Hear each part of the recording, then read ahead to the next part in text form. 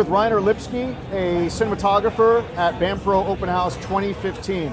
Rainer, thanks for sitting down on the couch and talking to us about what you do and how your year's been, and maybe you can shed some light on what's coming up for next year. So do you come to BAMPro's Open House often? I've been here a couple of times, so I think like the last 2 or 3 years, as I normally go to NAB, and then it's nice to see at the end of the year, what equipment is available, meet some friends, have a drink, some nice food, and I like it a lot, yeah. Sure.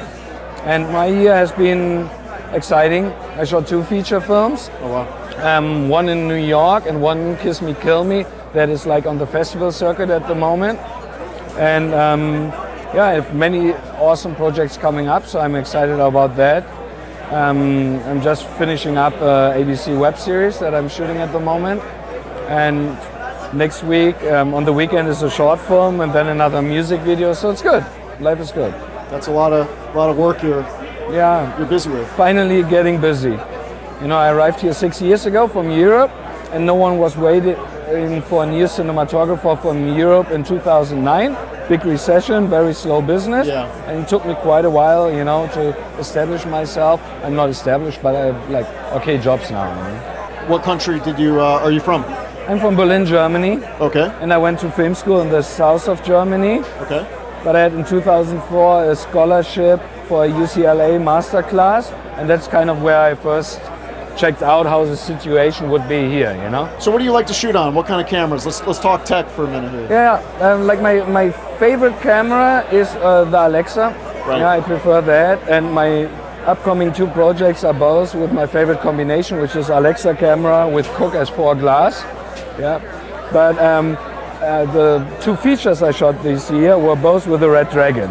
Okay. I like the Dragon, but it depends a little bit on the budget. Yeah, sometimes you have the choice between 1 Alexa and 2 Reds, right. And then it depends on the project. But if it's with kids or it's very action heavy, then of course I need 2 cameras to shoot that. Yeah. Right. But and I just shot 2 days ago with a music video on the A7S II, just to check it out. Available light, run and gun. So amazing camera for the light sensitivity, And how'd you, kind of where did it all begin? Were you, as a kid, playing with video camera? Yeah, video camera, Super 8. I always say, just as an example, my father, even though he's like a psychiatrist, but he went on a honeymoon now 45 years ago with a backpack half a year through Africa, and he was carrying 2 Leica cameras with him, one with black and white film, one with color film, and a Super 8 camera.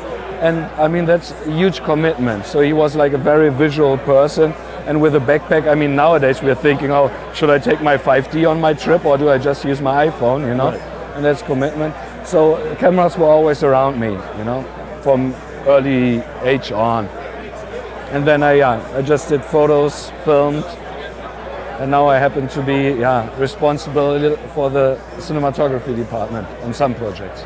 Now, do you work with the same camera department team over recent years, or do you mix it up as far as camera assistants and gaffers and grip and all your support staff team?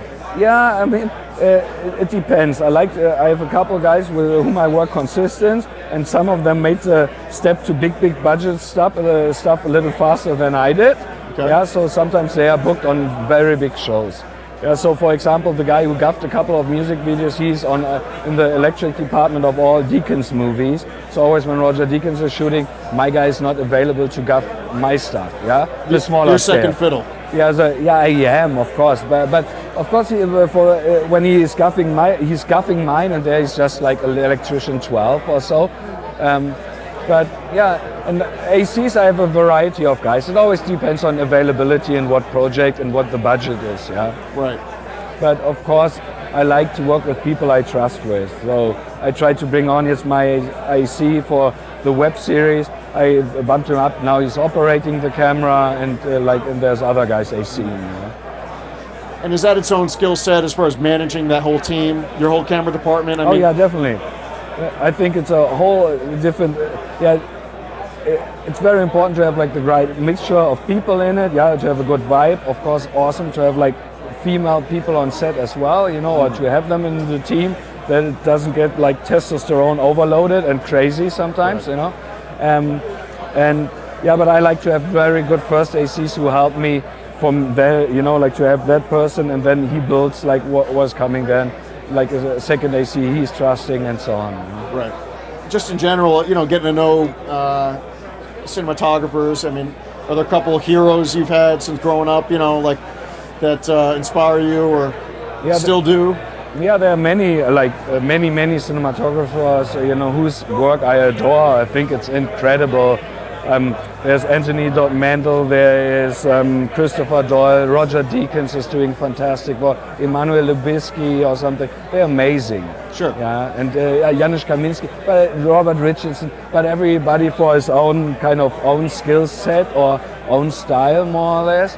And yeah, I love them all. It's always inspiring to see their work and see how they handle situations or how they deal with it. Yeah. It's amazing. And yeah, learn from the best, hopefully, you know, like watch them, watch the work, and then yeah, hopefully be able to get like awesome script and projects from that scale. Would be nice one day, you know. Yeah. And what do you read or watch or listen to learn more? I mean, you're doing a lot in the field, you're learning by doing, but how do you keep educating yourself? Yeah, and I mean, I definitely read like the American Cinematographer for the last 10 years or so. Not always cover to cover, but yeah, for me it's like the best night is go to the cinema and then after that read the article, you know, from that movie and the AC. And then I end up, for example, when I watched Sicario, I ended up like 6-7 hours just basically reading and listening to everything that I could find on the web. And then I called my friend, asked him about the questions I had on set, how they did it in the movie, so to get like even further information about that. So I'm like a nerd. I mean, I love to study and I love to get all the background information. Yeah. Right. So John Seal, what he did on Mad Max, they did like a 1.5 hour Q&A. So of course I watched that and try and learn from it why they did what. And it's always exciting to see how your colleagues are handling stuff, like the masters or you know the guys who are established and deal with the big budget. So are you in a union here, or will you be, you know, whether it's, I guess, local 600, you know, I mean, where are you now and where do you want to be? No, I'm a local 600 cinematographer DP, yeah, and I'm in the union for 2 years now, and unfortunately most of my projects are non-union. It's just a scale, but I have like 2 features coming up that hopefully will be union. Yeah. I don't know yet. Yeah, it's always like a budget thing, and yeah, I mean, I hope one day to have like ASC behind my name. You know, it would be like amazing. I mean, that's kind of what you strive for. If you're a cinematographer, you want to be in that exclusive club at one point. So where can people kind of check out some of your stuff, check out some of your work, go online? Do you have a Twitter feed, Instagram, that kind of thing? Yeah, no, I'm on Instagram, Rainer_Lipski, and my website is lipski.tv. It's lipski.tv. Great. And there's my work. Thanks for sitting down and talking to us. Yeah. Appreciate it. You're welcome. Thank you very much. Yeah.